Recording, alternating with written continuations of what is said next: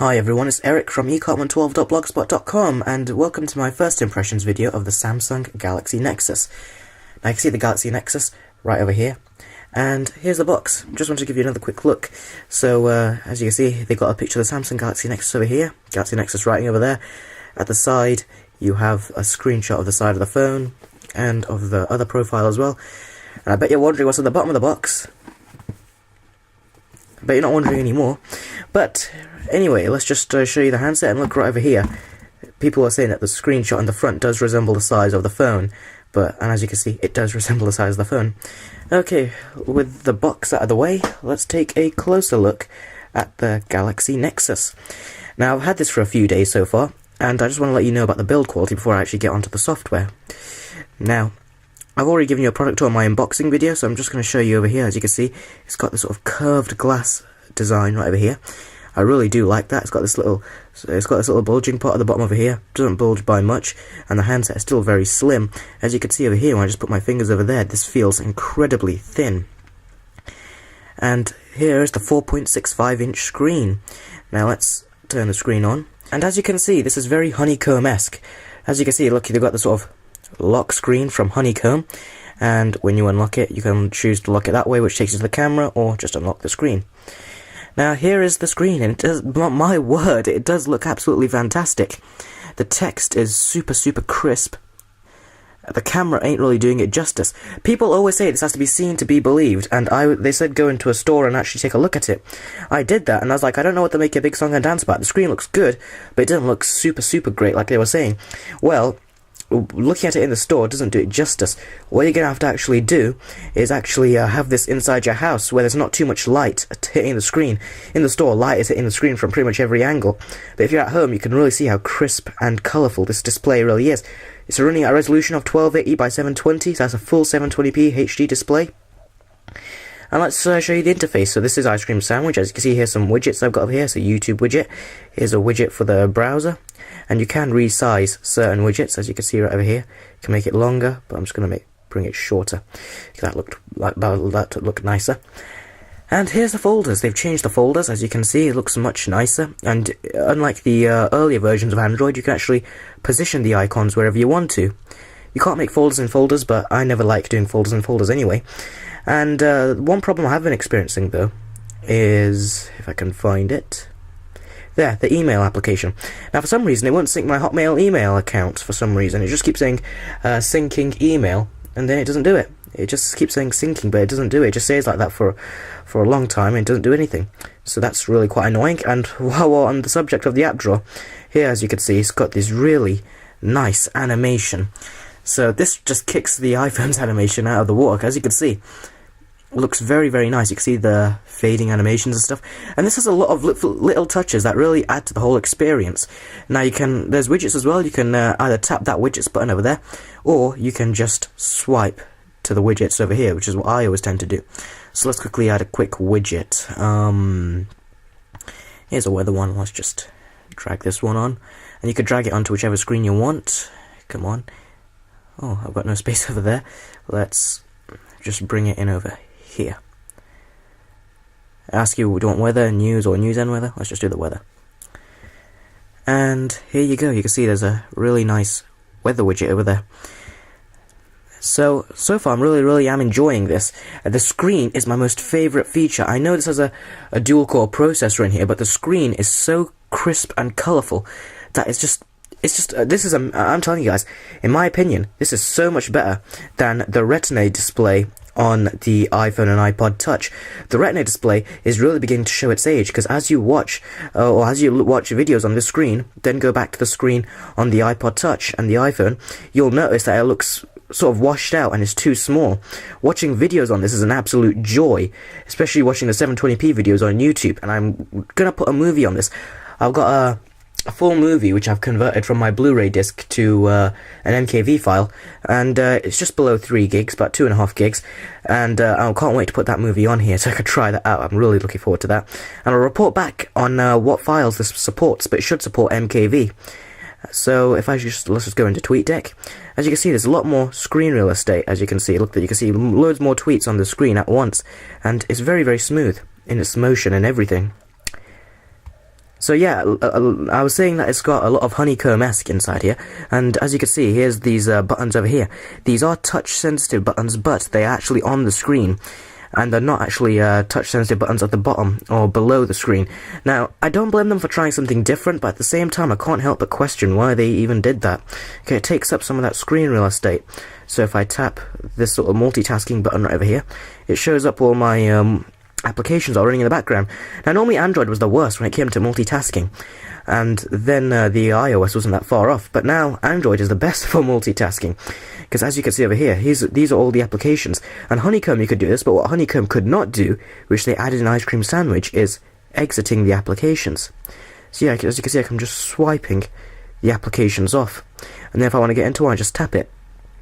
If you want to get out again, you know, look, you just swipe left or right, and then you could just dive into another application, and then let's go to the home screen. You can also do that with the notifications in your notification bar. I can swipe this notification to the right and this one to the left. It's just so cool. I really do love the animations in here. So the screen, again, I can't emphasize how beautiful the screen is. Very colourful. It's got fantastic viewing angles, although the studio lights are sort of dismissing that sort of fact that I'm giving you, but trust me, the viewing angles on this are great. Even when I'm using it outside, the viewing angles are still fantastic. Let's not go into the camera. I wanted to go into the gallery and show you some photos that I've taken. Camera shots, and yes, I do like taking pictures of food because it lets you go into the detail. Let's just go into this. This is homemade, by the way, just to let you guys know. And let's just pinch in there.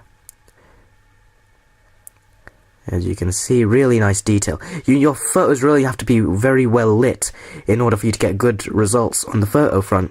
Let's just show you this little branch right over here. I took a picture of this tree. And this is outside in a sunny sort of day. The photos look absolutely fantastic when you're outside and that your subject are well lit. You see all the detail on this branch, on this tree right over here.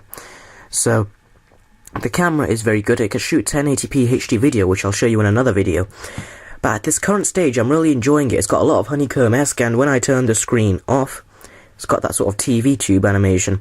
It's also got face unlock, so you can basically scan your face, and then you can just put your face against the screen, and the front-facing camera will pick your face up, and then it'll unlock the phone.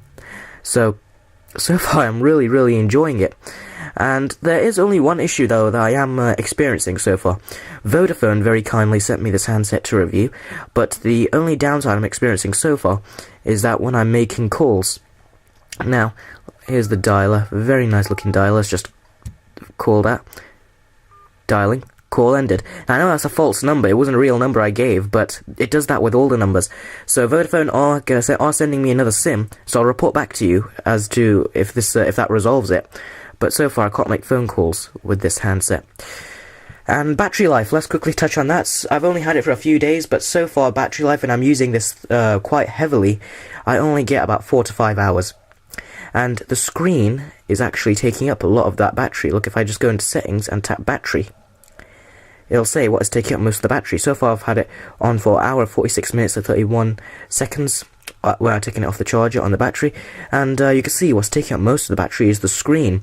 Now, as you can see, a screen as lovely as this, I would always want to put the brightness on 75% to 100%, nothing below that, because it don't look as good that way. You know, a screen that's as vibrant as this, you want the brightness to be high. So they should have put a better battery inside here. I wouldn't mind if they made it a little bit thicker just to give it an extra battery, but they could have said, you know, that we got a great screen on here, but not only have you got fantastic features on this phone, you also have got a very good battery in here, and that will give Apple's iPhone a run for its money. That's something that they should be doing now. They're just focusing too much on features, but focus on the battery as well, because that will also be a major feature in its own to us as well. And also, I'd just like to say, people say you need a settings sort of shortcut on the home screen because you've got no menu button. But if you pull down your notification bar, you should see that little icon right next to the date. Tap that, it takes you into settings. So you don't need that little shortcut over there, but I just left it there. Another thing, which I wanted to touch on, is the menu button. Now, when I saw the Galaxy Nexus, I was like, okay, there's a back button, home button, and there's also a multitasking button, but I want a menu button. I'm so used to having a menu button on Android. That's what Android is well known for. As you can see, there's only these 3 buttons, but when you go into many of the applications, these 3 dots appear over here. So what these 3 dots basically is the menu button. So if I tap it, brings up options. So although the menu button does not show on the actual screen, when you're in applications that are actually been updated for Ice Cream Sandwich, they will add those 3 dots down there, which really does help. And I've also done some quadrants with this, and they're not really outstanding sort of results. And quite interestingly, if I go into quadrant and I go into system information, now over here is the Galaxy Nexus. It's picked it up, and over here it says that the processor current frequency is 920 megahertz. As you can see, let's just bring that up closer to camera. And it says the maximum frequency is 1200 megahertz, which is what they said, what they quoted that you get on this handset. So are we not getting the full 1.2 gigahertz? That's something that I'm really not sure about. And the minimum is 350 megahertz. And now let's just go on to the next. And over here, look at that. The resolution, 720 by 1184. Again, wasn't it 1280 by 720? I don't know, a quadrant isn't always the most reliable, but it just makes me think, are they really giving us all the sort of features that they said?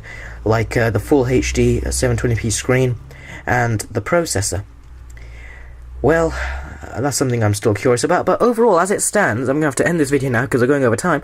As it stands, I really am liking the Galaxy Nexus. It's a fantastic mobile phone. The most killer feature to me is that using this as a multimedia device. I really do love it. It's very thin and sleek. It's got honeycomb sort of interface on here, except it's less graphic intensive and CPU intensive. And multitasking is a very fun feature. Just being able to swipe these applications off. Very nice. I really am loving this handset. I'll be watching a 720p movie on this, like I told you guys, and I'll report back to you as to what I think of the screen. Thank you very much for watching. A big thank you must go out to Vodafone for loaning me this handset to review. You can purchase this handset from them, free on contract for £41 a month. Thank you very much for watching. This has been Eric from ecotman12.blogspot.com, and I'll see you all in the next video.